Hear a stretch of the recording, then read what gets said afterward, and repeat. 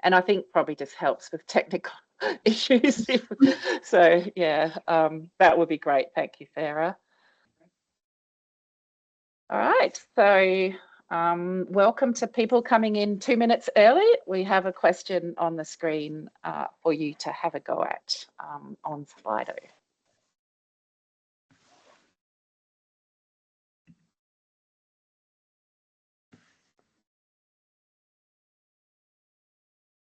Sarah, I forgot to ask which university you are at. I should know, I know. I'm at Monash in the Emerging Monash. Technologies Research Lab. Oh, great. Yeah, excellent. I think we've got an introductory slide there, but fantastic. Thank you. Yeah. All righty.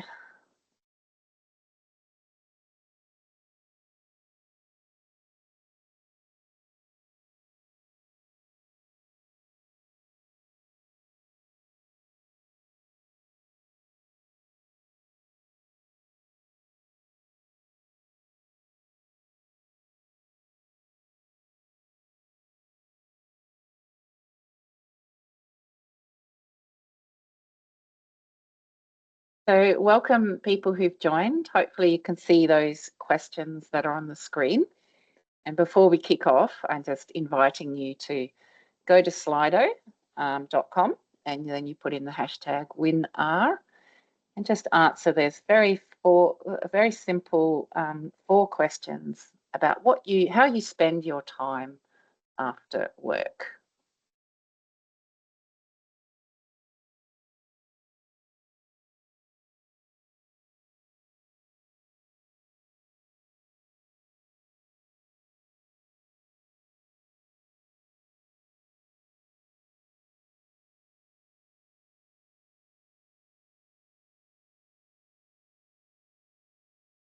Okay, so good morning, good afternoon, good evening, wherever you are joining us from. Welcome to our Women in Research session today. I'll go to the introductory slide in just a moment, but I just want to draw your attention to a few questions that we'd love you to just reflect on about how you spend your time after work, because that is the topic, or one of the topics that we're going to cover today.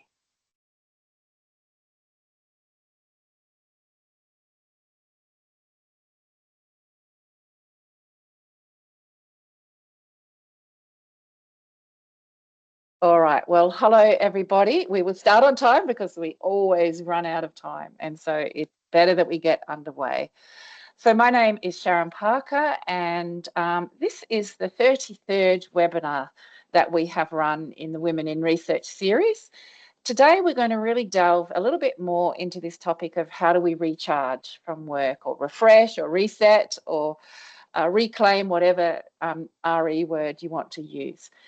And actually, the reason we're doing this is because in our last Women in Research series, it became clear that there was so many topics that we just couldn't cover in the time frame. And so we decided to just go a little bit deeper on this one. So if you're not familiar with the series, usual things, mute your microphone. We do love to see your face if you're happy to share. I acknowledge that today we're on the land of the Whadjuk people of the Noongar Nation here in Perth, and I pay my respect to elders past, present and emerging, and do feel free to share on the chat which land you are on today and who you respect. So what we're going to do is, I'm not actually going to say too much, just a little tiny bit, and then we'll go next to Professor Sabine Sonnentag, who is joining us from Germany today, and then we will go to Professor Sarah Pink, one of our ARC Laureate Fellows. As usual, submit questions from, through chat or through Slido, and Annika is going to pick those up and share some of those with us later. But before we get into the topic, I just wanted to remind everybody that this series is called the Small Wins Seminar Series, and that is really just to encourage us to think about small everyday things we can shift or change, because sometimes I think we live in this world of very long projects of, can take 4 or 5 years to do some pieces of research. I think if we look at things like, these topics of recovery, we might be trying to change a habit of a lifetime. So, these are big things, I guess, is what we're sometimes trying to achieve. So if we can break those big things down into small things that we can do, it can really give us a sense of progress and help us to move forward. It can make what is huge seem feasible, and it can build our confidence that we can actually, change and shift our behaviour when we need to. So I was thinking actually that one nice thing, simple thing to do is to just notice and celebrate small victories. Look, it could be as simple as might be you submitted a paper. It might be you asked somebody for help and it's something you haven't done before.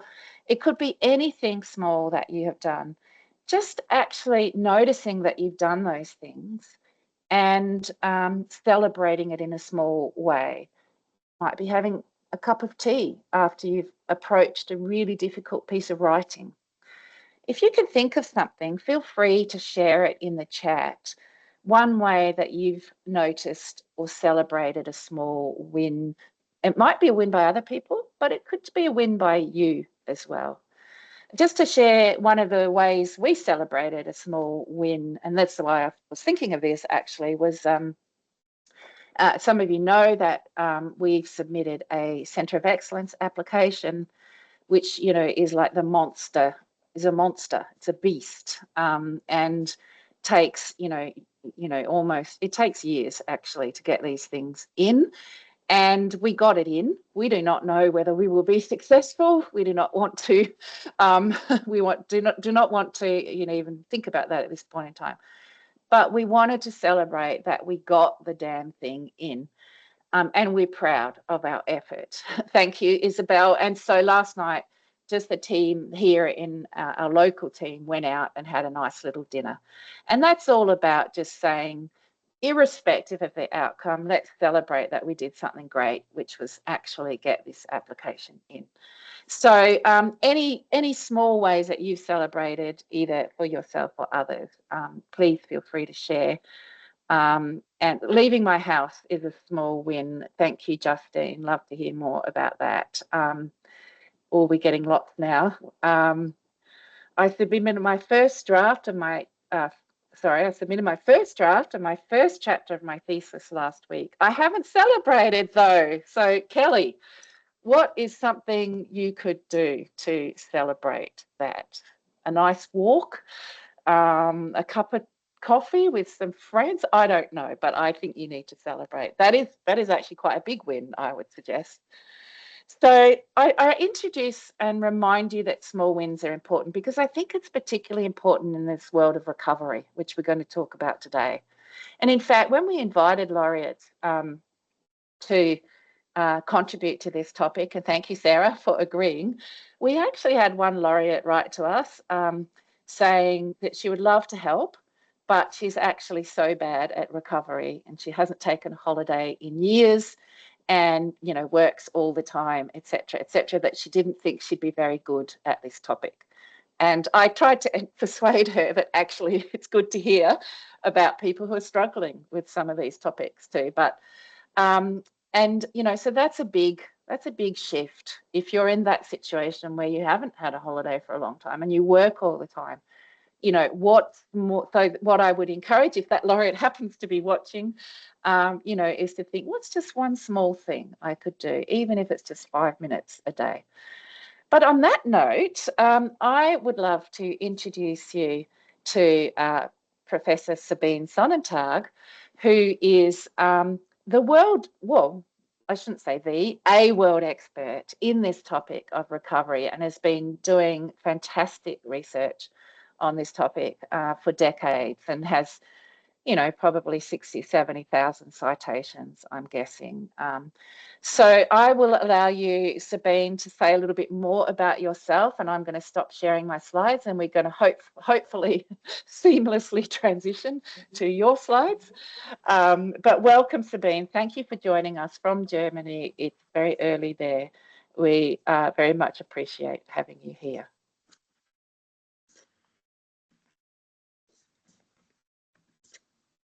Thank you very much, Sharon. I'm really happy to join this webinar, and you should be able to see my slides now. Yep, we can see those. Perfect. Thanks, Sabine. Perfect. I would like to very briefly add to the introduction. So I work at the University of Mannheim in Germany, that's southwest in Germany. My main research is how can people stay well and engaged at work? So that is where I think my heart is and what my team and I are doing. We are doing several other things, but I think that is really the core. And we focus on microprocesses and individual strategies. And what I would like to do during the upcoming 20 or so minutes is summarize parts of our research and also comment on maybe more general questions around recovery for academics. So the starting point of our research and the observation is that work can be very stressful. That is widespread, and there are several meta-analyses that show that facing job stresses can increase strain symptoms over time, such as being irritating, feeling negative affect, being exhausted, and maybe even burned out. And this has, of course, negative consequences for well-being, health, and productivity. There are several countermeasures that are important and that could work against these processes. One of that is job design, and Sharon Parker is, of course, the person to doing research on job design, and that is a very important approach to counteract that. It also could be stress management interventions, and another approach can be to look at recovery processes, but of course that does not mean that job design or stress management interventions are not important or might be better even because they address the cause of the strain reactions. So let's move on. What is recovery? Recovery can be defined as the process when the functional systems, so the physical systems, the psychological systems, return to their pre-stressor level or a kind of quasi baseline level. It's a process opposed to the strain process, and the assumption is that the core underlying mechanisms why recovery occurs is that stressful demands are not present during this recovery time, and that this recovery time allows to gain new resources, for instance, new energy or also new ideas, for instance. And that recovery can result in higher work engagement and higher job performance. When we know that recovery is important, of course, the next question is what helps to recover? So what can people do? How should they approach that time to be able to recover? And there's research that has focused on leisure activities, for instance, engaging in physical exercise, social activities, and for sure, there's a lot of research showing that physical exercise is really important for improving affect and for staying healthy, of course. Another approach is not so much to focus on what people are doing, but how they are experiencing what they are doing. And together with Charlotte Fritz, we came up with 4 recovery experiences we would argue that are important for recovery to occur. So that is psychological detachment from work, relaxation, mastery experiences, and control or agency. And actually, these are the dimensions that refer to the 4 questions you have seen earlier. And I will talk about these recovery experiences in a minute. And I would also like to mention sleep, which is, of course, a very important process that helps us humans to recover. Let's start with psychological detachment. Etienne and her colleagues defined it as an individual sense of being away from the work situation. So it means not to work during after work hours, but it also means to refrain from job-related thoughts during these after work hours. And that is what is very difficult. And to my experience, to the conversations I have, that is particularly difficult for academics. It can be described as a process of switching off or taking a mental break. Meta-analysis show that psychological detachment from work is very important for well-being. I would like to very briefly touch on a day-level study I did with Carmen Benevides and Eva Moitzer a couple of many years actually ago, where we sampled more than 160 employees. We had an evening assessment where we measured psychological detachment and other recovery experiences, so before people went to sleep. And in the next morning, we asked about fatigue and negative activated affects, so being angry, being nervous, being irritated. And these are the findings, or part of the findings. The dark bars are evenings when people had low detachment, and the pink bars are days when people had a lot of detachment. And as you see, fatigue is higher and activated negative affect is higher after evenings when people did not detach from work. So that means on the next morning, people feel better when they have detached from work. The next dimension is relaxation, which can be described as low sympathetic activation. That can be achieved by deliberate relaxation practices, such as yoga, meditation, but also other activities that calm the mind. So walking, for instance, reading for pleasure, and again, related to well-being. The next dimension, mastery experience, that is experiencing growth, development, and learning. So that's something like doing something and experiencing that one is broadening one's horizon, can be achieved by physical activity, sports, challenging hobbies. And I copied here a nice picture showing urban sketching, which might be a hobby that is a mastery experience, but also, for instance, voluntary work can be associated with mastery experiences. And here the important point is that the recovery process does not imply that one needs to be passive, but recovery can also occur by activities, and again, related to well-being. And finally, control or agency, that means deciding what to do and not to do. It might require coordination with family and other household members, so to be able to do so.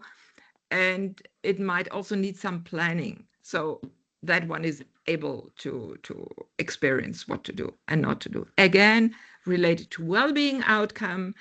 And what is also important, that the various recovery experiences are positively correlated. That might mean that they mutually influence each other. So, for instance, a mastery experience might lead to psychological detachment. So what I would like to communicate is that there's clear empirical evidence that recovery is beneficial, mainly for well-being. So there are several meta-analyses that have shown that. We have summarized that in an article for annual reviews. That's the one side of the story. We know recovery is important for well-being, but there might be problems, or you might think when you listen now, yeah, of course, I know, buts. And I now would like to talk about 3 buts. The first but is, but I love my work. Why should I take time for recovery? Here, the underlying assumption is when passion for one's work is high, one does not need to recover. We have a study in which we more or less addressed this question. Excuse me. And we try to answer the question, is psychological detachment from work during non-work time important for highly engaged persons? We had a study over 4 work weeks with surveys on Mondays and Fridays. Our outcome variable was positive affect on Friday afternoon, so being excited, being active, looking forward to the weekend. And the predictor variable was psychological detachment during weekday evenings. We had many control variables, and these are the findings. So these blue bars show people with low engagement, and for them, it does not matter if they detach or do not detach. They have a medium level of positive affect Friday afternoon. People with high engagement, so this pink bar, with low detachment, have lower positive affect than low engaged people. And what's now important, the engaged people who experience high detachment during their free time have a higher positive affect at Friday afternoon. So that is one answer to the question, is detachment important when one is engaged, when one is passionate about one's work? Yes, it still is important. Then the next but, yeah, I would like to recover, but I'm too stressed for it. And that refers to what I call the recovery paradox. That means after stressful times, we need recovery most, but after stressful times, recovery is particularly difficult. For instance, because we are exhausted, and even recovery needs some energy to choose and initiate the best possible action. So it's difficult to engage in a mastery experience when one is exhausted, or for instance, because high negative arousal that results from stressful times makes relaxation very difficult. So what to do? Here I would suggest planning ahead is very important. So when to recover, where to recover, what to do to recover. And also anticipate that recovery might be difficult after stressful times. Do not expect that it happens automatically. In addition, it might be important to develop some insight about what helps you personally, and learning skills and engaging in practices that provide quick wins. So that could be a short walk in nature, stretching, meditation, an easy to implement hobby. So whatever suits you. And now I come to my third but I do not have time for recovery. I would like to recover, but I don't have time. And yes, definitively, I would agree that your work requires time, but your work also requires energy, motivation, new ideas.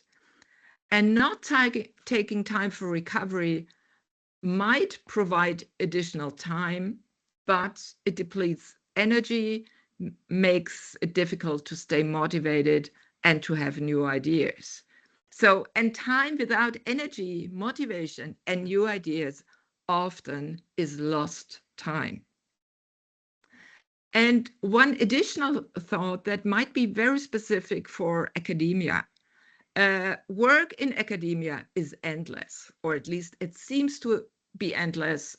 Always more papers to write, more reviews to do, more ideas to develop. And there are no clear rules what is enough. and there are always people who seem to do more.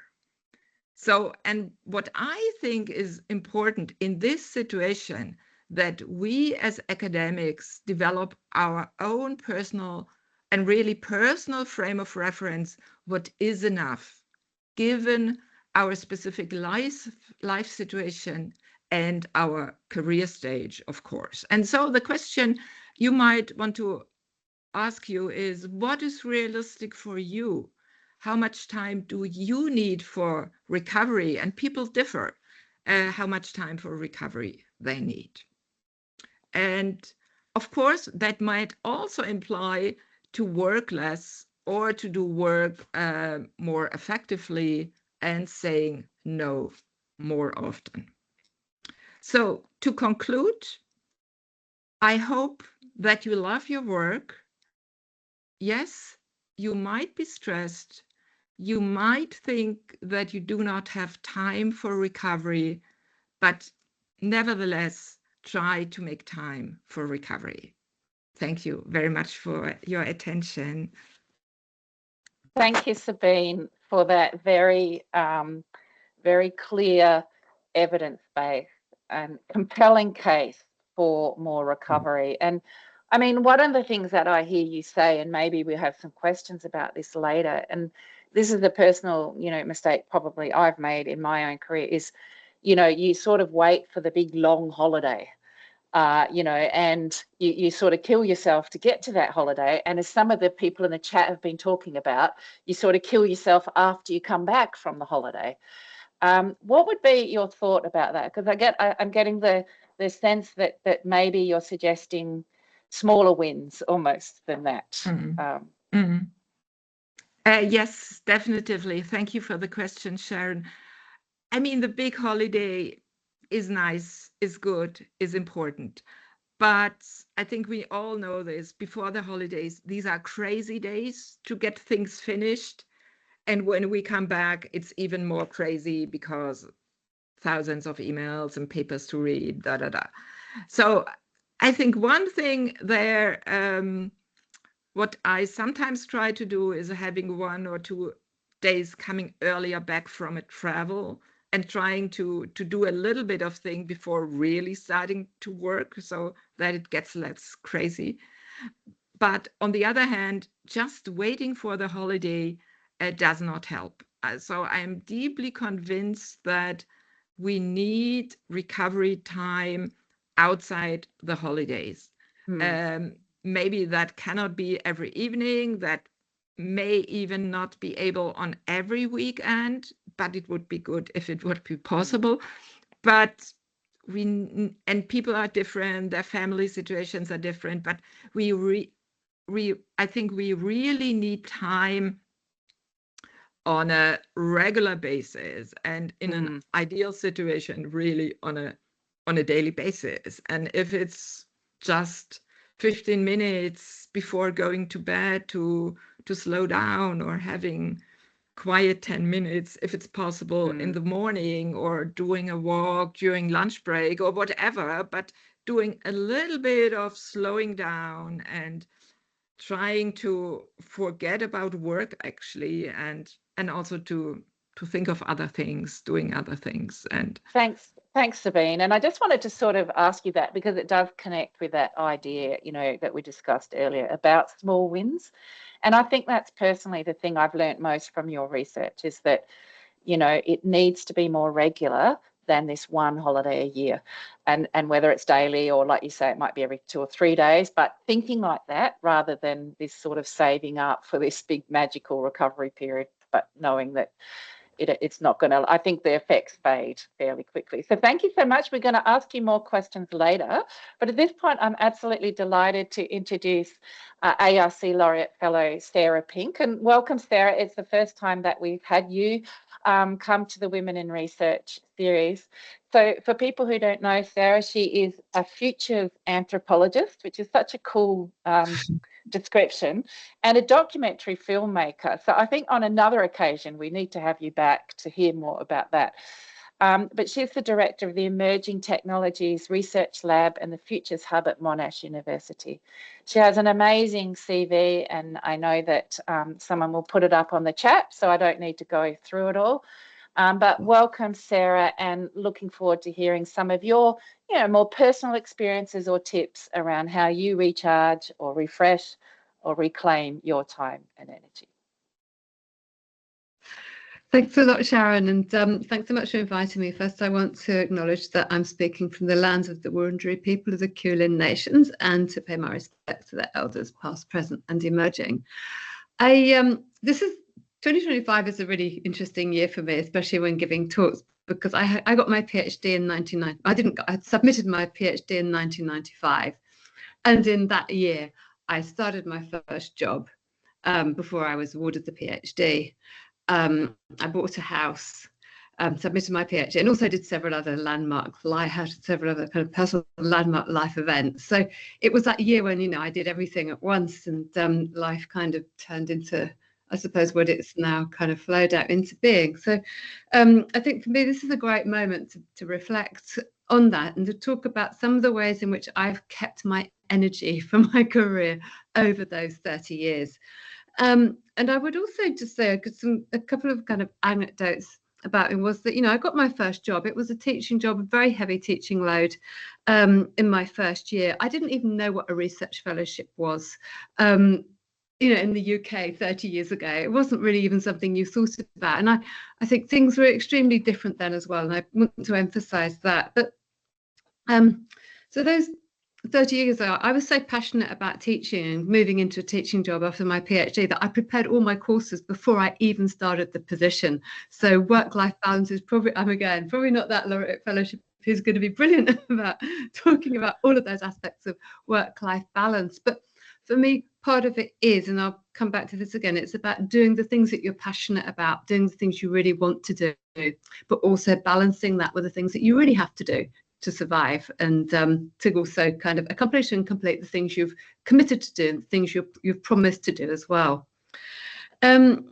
So as Sharon said, I have done an awful lot over the last 30 years. And people do ask me how I've done it, how I keep it up. I don't really think that I have done the same job for the last 30 years, actually. I feel that every 5 years I've probably changed my job and turned it into something quite different. I actually considered leaving academia 5 years in. I was going to was going to set up my own company. I was really developing lots of interesting partnerships outside academia. I was going to set up my own research organization. I kind of wonder if I would actually be in a similar position to the one I'm in now. Actually, had I taken that trajectory, I would probably have come back into academia in a similar role. So again, I think reflecting back for 30 years is quite an interesting way of thinking about it. So I wanted to just talk about the first 5 years. I worked for the University of Derby in the United Kingdom. As I said, I had quite a heavy teaching load. I also started to partner in research and to develop a strong research agenda. After 5 years, then I moved into a new position, which was a bit more research intensive, but still a teaching and research position at a new university. My focus was also changing and developing through those years. So for the first years, I was very much focused on visual anthropology, developing visual methods and techniques, which of course I continued to do. But my work was predominantly around gender and the home. And it evolved within the next 5 years to focus much more on thinking about the future of my discipline, on other methodologies and on applied research. 5 years later, I refocused. I'd started to work much more on sustainability and the digital. So I really focused in again the next 5 years. So we're now coming up to 2010 on sustainability questions and digital questions. And also I started to do much more interdisciplinary research, working with big teams, collaborating with engineers and designers, really moving into that phase. Then I had the opportunity, these are approximate 5-year scales, to move over to RMIT in Australia, where I was in a research-only position, working across design, ethnography, and media and communications. So again, a completely new phase in my career. And I think for those next 5-7 years that I spent at RMIT, again, I was very passionate about what I was doing. I was very passionate about what I was developing, and felt that I was really evolving into a whole new role. Now, about 5 years into that, I started to take a new focus to think about emerging technologies. So going beyond the digital, I was much more interested in the technological, and I was much more interested in futures. So I started that focus, and then I moved to Monash, where for the next 5 years, then the 6 years, the Emerging Technologies Research Lab, I brought a group of people together with that. We worked together to get grants, to bring together PhD students, research fellows, and again, another 5 years of kind of very intense activity. And then I'm now in the phase of the 5 years of the Laureate Research Fellowship Programme, which is focused on futures. Now, in my field, actually, traditionally, researchers start with their PhD and they stay with the same research field and the same group of people they do research with, often for their whole careers until they retire. And for me, it's had to be very different. I mean, it's been very pragmatic in that I've not wanted to focus on the same thing. I've needed to be inspired, and for me, that's what keeps me going. I do work a lot, but I always do the work that I'm excited about, and I think that's super. That's for me one of the most important things. My motto is very often do what you have to do, and then you're free to do the things you really want to do. And now, the things that you have to do shouldn't be things you don't like doing. But some of them are, in a sense, harder work, right? Because you've made a commitment, you're going to deliver these things. And they may be the things that you were excited about before, but which you're actually slightly less excited about now. The things that and it might just be as simple as delivering a certain number of peer-reviewed articles that you have to do, which I love doing, but again, those are the things you have to do. It might be as simple as delivering grant applications, which again, actually can be quite fun to do, but are things you're committed to doing. But then the things that you hadn't thought you were going to do, or the things that you want to do, which are exciting, are actually the things that are going to carry you forward into the next thing. So they're not trivial, they're not simply, the kind of capricious kind of things that you get to do because you're an academic. They're actually those things which you can't necessarily justify financially or academically right at that moment, but you have a hunch that they're super important and you're super excited about them. So you follow the thread and you go where it takes you. And I've always seen it in that way, that we're very privileged as academics. But we do have to do certain things and accomplish the things that we've promised and that we're paid to do before we can often do some of those things that will take us to the next phase. How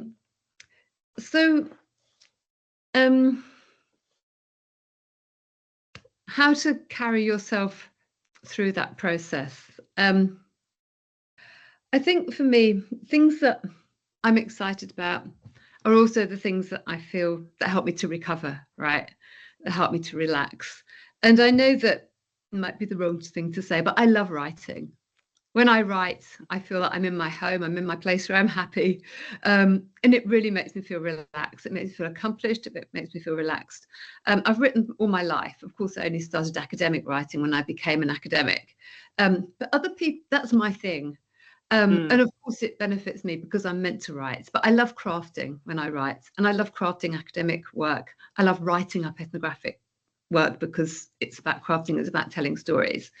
But everybody has the thing that they love doing, that they feel in their place with. And if that place can be part of your work, then it can help you to recover within your work as well. But also I love filmmaking and planning films and that kind of thing. So again, sometimes moving between two things that you love doing can also be a form of recovery. But of course, there are other things that we do and we should do, which are not about our academic work at all. So for me, to recover, I love to go and get a massage. I mean, it's fundamentally a rejuvenating process. It's also super good for the muscles that we use as academics when we sit at our desks. I love acupuncture.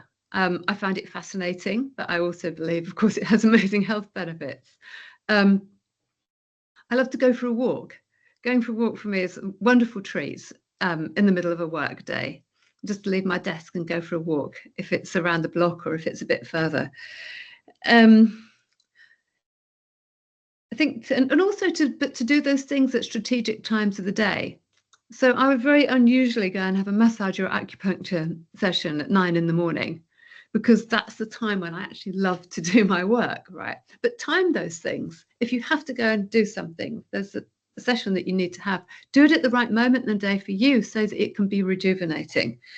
Punctuate. So Sarah, I'll ask you just to wrap up, if you don't mind, just one more minute, just so then we can get some questions. That's it, because I've pretty much finished, actually.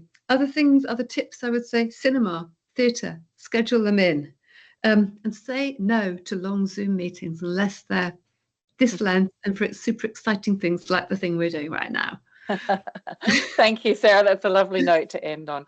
So look, I think what you've seen there is two different temporal perspectives, really. So you've talked a lot about how over a career, you need to think about refreshing and recharging, and you did that through sort of shifting your focus every 5 years.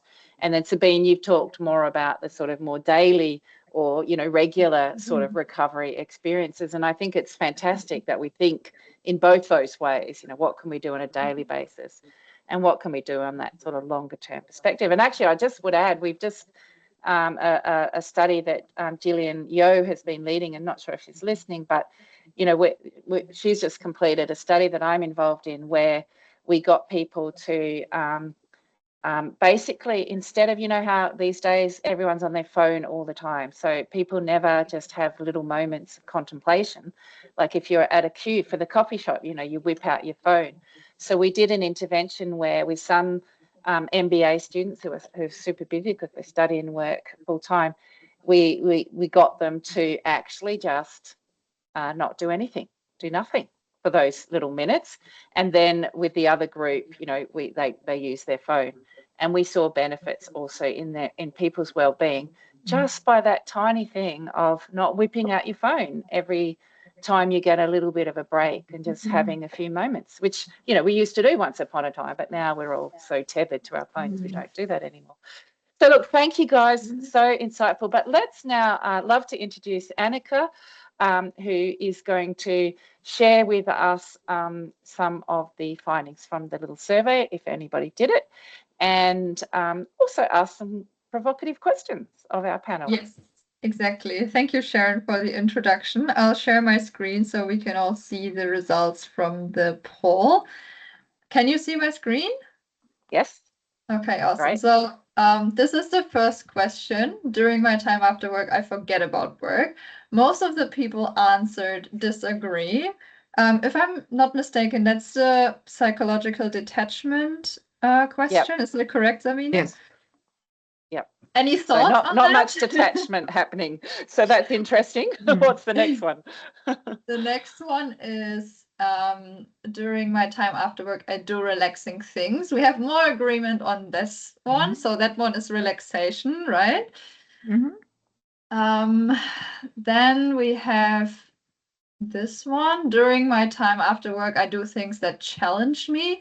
Is that the mastery one, Sabine? That's the mastery, yes. Yeah, so we do have agreement here as well. And last but not least, during my time after work, I feel like I can decide for myself what I do.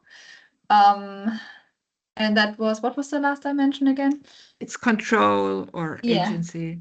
Control, exactly. So people do feel like they have some control. I mean, it makes sense in academia. We do have quite some flexibility, I guess. Do you have any thoughts on the results, or should we go straight into the questions? Well, it'd be good to ask Sabine, is that a fairly typical pattern that you see, where detachment is poor, but some of the other things are a bit better? Right? I think what is not so typical, that lack of detachment is really high. So usually people are more in the 3, so in the middle category. Of course, there's a large variability, but the 41% disagree and an additional 28 strongly disagree. That's really, really a lot, and that's probably typical for academics, but not for the general population. And the mastery is relatively high, according to my impression. Interesting. But Okay, and very some often questions. during Yeah, weekdays, mastery is low and it's higher during weekends. that makes sense. Yeah. Okay, great. Thanks for sharing your opinion on that. I think that was really interesting to see the comparison between academics and your experience from the general population. We had a few questions from the chat, which I would like to raise, or like comments.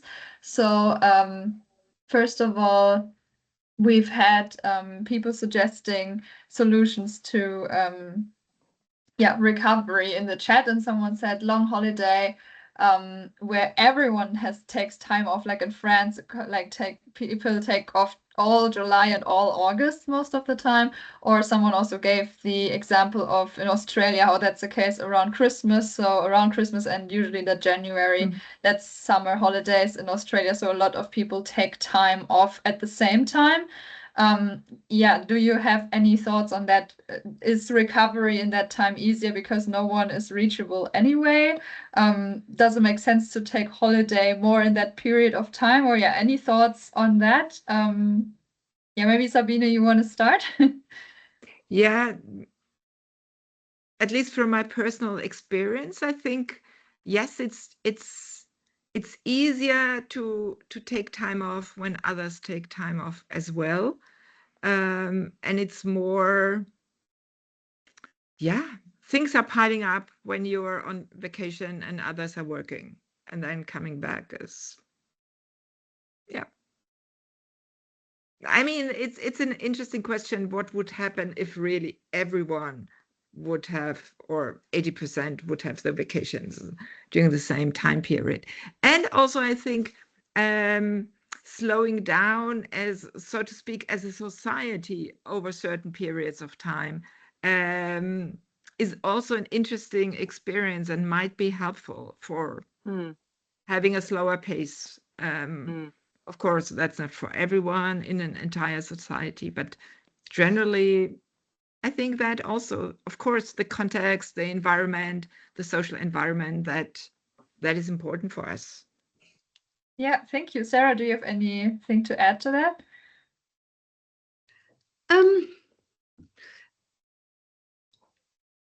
I think I do. I'm trying to think what it is.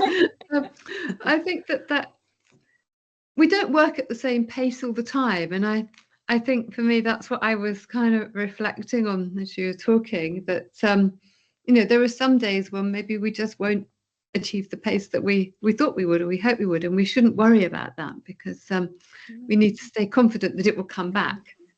I think sometimes it's you can worry when you haven't been able to do something one day, but if you can do it, you can do it, and you'll do it another day. Do something else if you can't do the thing that you're finding difficult. There's always something that you can do and that can make you feel accomplished. Yeah, thank you so much. Sharon, do you want to add anything, or should we? No, I'm good. Let's go. Okay, let's go ahead with the next question then. Angela in the comments said that she often procrastinates things, and that sometimes that can be risky because when a deadline is approaching, or missing deadlines due to procrastination can be a problem. But she also says that she does get more things done and does get recovery that way. Do you have any thoughts on procrastination, or is there even any research on procrastination? I'm not sure whether your expertise is in procrastination, Sabine, but do you have any thoughts on it? I mean, there's generally a lot of research on procrastination, but I'm definitively not an expert in it. And what I understand from procrastination or research on is that people often feel guilty. So it's often not the deliberate, I don't do it and I have time off, but it's, I should do it, but I don't do it. And so that means that one cannot enjoy the time of not doing it. And and I think that is typical for procrastination. And I think you hit the nail on the head there, Sabine. You know, to my knowledge, if you're strategically saying, I'm going to miss the deadline, but I'm going to use that for recovery, that's not really procrastination. I think procrastination is more like, I can't bear the thought of doing that, or I'm really lacking confidence. And actually often self-efficacy or confidence is at the heart of procrastination. You're not really fully sure you can do it. And so I think that's quite a different phenomenon compared to a strategic decision of I'm going to miss deadlines and I'm going to take time off. And I would say that's much healthier, the first one, not necessarily for the people who need the deadline, but it's healthier for you because you're doing it in a thoughtful way and perhaps you recognizing you need that recovery or something. Yeah. Sarah, any thoughts on that? I wouldn't say I have enough expertise to comment on it actually, but I think it's a super interesting question. I think deep understanding of it is kind of needed, right? Yeah. Thank you so much.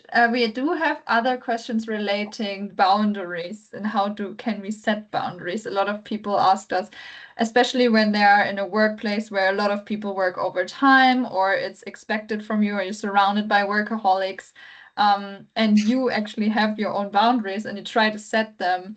How do you make sure that you don't feel guilty or that others don't perceive you as not hardworking? Do you have any suggestions around boundary management and how to communicate that? While Sabine and Sarah are thinking, I'll just jump in with a little plug for one of our other Women in Research sessions, because we talked about this. People have different styles, and some people are integrators and some people are separators of work and family, and some people like to bring them together and some people like to keep them separate. And that research is sort of saying, understand what your preferences style are and then try to work to that. So not so much a right answer, but find the answer that works for you. And I think I shared at that time that I was very much a separator when I was younger, but I think having kids and everything moved into being an integrator and actually found that to work more effectively, actually, because it just became impossible to separate and that was causing stress. So, but yeah, Sabine, Sarah, what's your experience there? I mean, I suppose I would come back to the point about, people worrying that others think they're not working hard enough. I think for me, if I send emails out at the weekend, which I really try not to do actually, but if I do, I try to, I'm disappointed sometimes if everyone in my team replies, because I think, oh no, I don't know what they're doing at the weekend, right? But in fact, probably more the people who I work with are working at the weekend than I realize when I assume that they're taking time off and recovering and relaxing. And, it's not for me to tell them what to do at the weekend, but I would probably never assume that other people are going to be disappointed if you're not working overtime at all, actually. I think that other people will probably respect you if they discover that you've got really great boundaries and you're really providing a fantastic example to others if you show that you don't have them. I mean, you show that you do have them. Sorry, yeah. You demonstrate your boundaries. You're a good example. Other people admire you and should admire you. Sabine? I think that is really a tough question. So, and I think it depends on your status or position. So if you're a beginning PhD student, you might think differently about this compared when you're the team leader. So that, of course, I think makes a big difference. But I would argue that others are sometimes even not so aware of if you're working at this specific moment or not. And so personally, I think it's always important to look at the results and the outcomes and not how much time someone is spending at their desk or so. And maybe even having conversations about that and in a team and thinking about what is important. Is it important to to be available all day, all night, or is it important to have submit papers, get grants, whatever it is in the specific field, but focusing on the output and not the input, so to speak. Yeah, thank you so much for your inputs on that. I do have another comment or question also from the questions we got beforehand. So Christina in the chat talked about the 4-day work week and whether that could be a potential solution to getting more recovery and like having a longer weekend practically. Or also someone asked, is part-time the only way of getting the recovery I need? So basically, yeah, working less. Do you have any thoughts on that? I'm writing a paper on with a colleague on the 4-day work week at the moment. And I mean, first of all, you've got to be clear what that means, because a lot of the time when people talk about it, they mean a compressed 4-day work week. So you still do the same amount of work, but in 4 days. That's very different to a 4-day work week where the expectations are less. So, but look, I would just probably, encourage people to go back to the ideas that Sabine has talked about of more regular, potentially smaller forms of recovery. So yes, part-time is potentially a strategy, except probably the people who are working part-time are running around with their kids or doing all sorts of other things, so they're probably not getting much recovery even just because they're part-time, I would suggest. So I think I would just encourage people to really reflect on this, I think, quite profound idea that it might be more about these little small things that you might do. And Sarah, you mentioned some that you do yourself, like just a walk around the block. And people have been putting in the chat, somebody said they just walk around the block and try to look like they've got purpose or something like that. But, so I just would probably perhaps reframe the question a little bit and even if the 4-day work week is better, and I have to say our review is mixed about that, at least in terms of productivity, but unless you've got it, it's not going to change things. So what can you do to make a difference? Sabine, you're nodding. Do you agree with that? Yeah, I fully agree. I fully agree. And I think work or life, even in academia, is different from life in other sectors. And I mean, I would argue, before starting a 4-day work week as an academic, try truly, sincerely not to work on weekends, not to think about work on weekends, not to work in the evenings. And if you succeed in this, and if you then want more, then go for a 4-day work week. But otherwise, it's a 4-day work week. It's either compressed or you have less time, less money, but you still work then on the so-called 3-day. I mean, and that is very different in academia compared to other industries. And therefore, I mean, I think the general discussion about a 4-day work week is something, but I'm not so convinced that is solves the problem of recovery in academia. Great. Sarah, you also want to share your thoughts on this? Yeah, I think that so I think just agreeing that if you want to have, if a 4-day work week is what you feel that you would like to have, then consider how you will organize that. And that if it's because you want to have a day where you don't, an extra day, whole day where you don't work, then that's one thing. But the days that you continue to work, you might continue to be equally need to recover. So it's about ensuring that the days that you are working are punctuated with those things that make work something that is energizing and that you continue recovery from, rather than thinking that just slicing a day off is going to solve the problem, actually, I think. That's a great comment. It goes back to what you said earlier, and that's a broader perspective, that sometimes it's also about doing things that create energy, so that might be doing work you love. You talked about that, Sarah, but it also might be having a great conversation with a friend, or and everyone. And I've talked about this before on the Women in Research series. You know, there are some people you talk to who are like emotional vampires who suck the life out of you.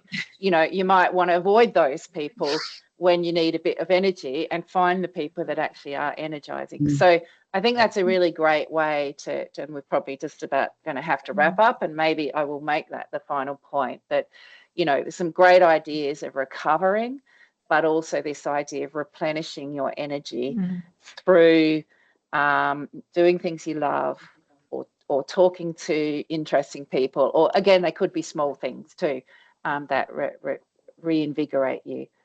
So look, I think we are very, very close to time. Annika, you're probably hoping to squeeze in another question, but I've taken that opportunity off you. It's fine, it's fine. But look, I think there's been a really vibrant conversation in the chat.